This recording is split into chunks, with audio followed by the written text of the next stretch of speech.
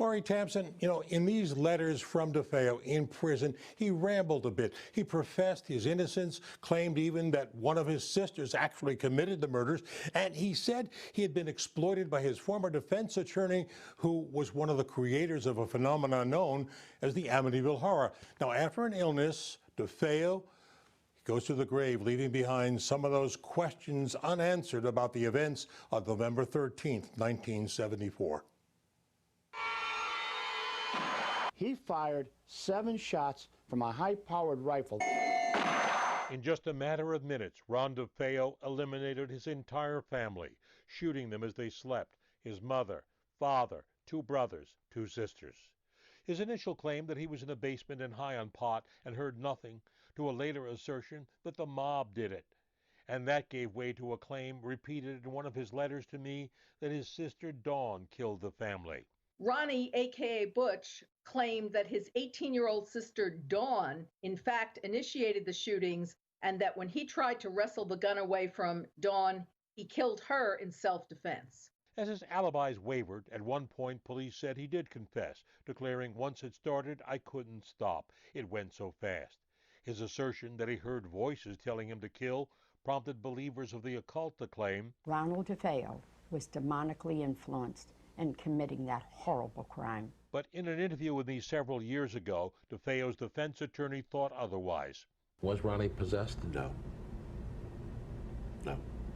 He was insane. The jury never bought the insanity defense, and neither did DeFeo, telling me in one of his letters, "My trial, as there was no insanity, only people talking to Weber about books, movies, etc., about me being obsessed." Ron was into some very dark things. He was into some occult practices. As DeFeo was beginning his 6 consecutive life sentences, George and Kathy Lutz and their 3 children moved into the house a year later after the horrific murders.